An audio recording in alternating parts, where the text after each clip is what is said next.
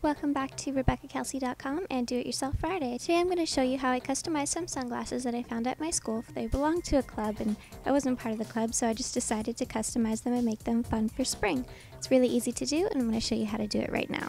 The supplies that you're going to need for this experiment are nail polish remover. I have Zoya's non-acetone nail polish remover, a cup full of water and a paintbrush, an assortment of different nail polishes, and a top coat, whatever you would like your flowers to look like. I'll go through them all in the description box and as I'm going through the video, and an acrylic paint that I'm going to use as a base. The color here is Cloudless. You're also going to need tape, Q-tips, an area to work with, and your sunglasses. To get started, I'm going to use the tape to tape off areas that I don't want to paint, kind of like you would if you were painting your room. I'm not going to do it around all of the glasses though, because I found with the curves of the way the glasses are, it's just hard to do, but I made sure to put them at the edge so I didn't get them on the frames at all. Now I'm going to cover up Black Student Union because I'm not part of that club, but the glasses were just great, so I had to have them. So now I'm putting the acrylic paint onto a piece of paper and painting a thin coat over the sides of the glasses. You're going to have to work in thin layers, if not it could get too goopy and not work out right. Keep painting over it after each coat has dried to get the opacity that you'd like.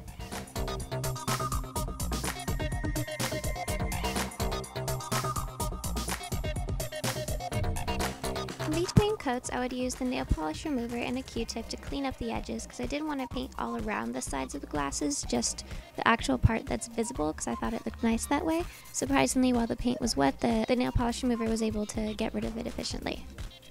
This is what it looked like after 3 coats had dried. In the lighting it looked kind of like a minty green, but it was actually more of a Tiffany blue. Once everything was dry, I was ready to start on the design. I started with Revlon's Plum Night. It's number $7.99.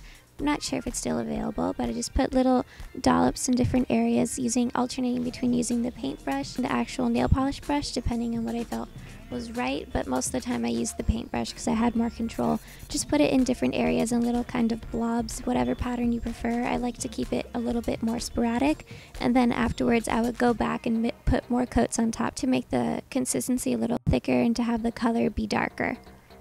Now I'm putting on a pink color. This is the Hot Ticket in the color I'll pink to that. It needs a lot more coats than the Revlon Plum color because it isn't as opaque, so I put it down onto a piece of paper and I used the paintbrush, cleaned it off a little bit first to make sure the colors didn't blend too much, and then I put it on top of the plum color from Revlon. I had to put a lot more coats to show that the color went through a little more. I just liked combining the purple and the pink. I think it made really cute flowers, but use any color combination that you like.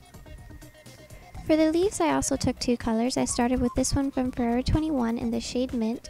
I just followed the same procedure that I did with the other colors, put it onto the paper, cleaned off the paintbrush, and then added onto the design.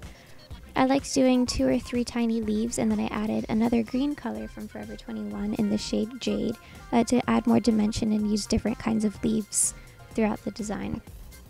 Now we are almost done. This is what it looks like so far. All we need to do is wait for it to entirely dry, and then we need to put on a top coat to kind of seal everything together.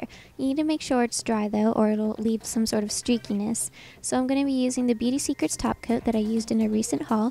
Just make sure to do it in thin layers or everything will look really strange and goopy. This also gives a nice shine to it. If you don't want your glasses to be shiny, then you could also use one of those funny top coats that makes your nail polish matte. That would be a good idea, just to kind of seal everything together. And then that completes this project. That's all you have to do. And now I'm going to go out and wear them. It just took a little bit to dry it. I left it for about an hour, 2 hours, and then everything was totally dry and safe to use. I didn't leave any funny goopy marks like you would if you had normal nail polish and you touched it and it left a fingerprint, and how annoying that can be. So then after 2 hours it was good enough to wear. So thank you so much for 6,000 subscribers, and make sure to comment and post all the pictures that you can if you make this experiment, and I'll see you very soon. Make sure to come back again next Friday for another Do It Yourself Friday, and I have a whole bunch of other videos that I post throughout the week. So I will see you very soon. Bye.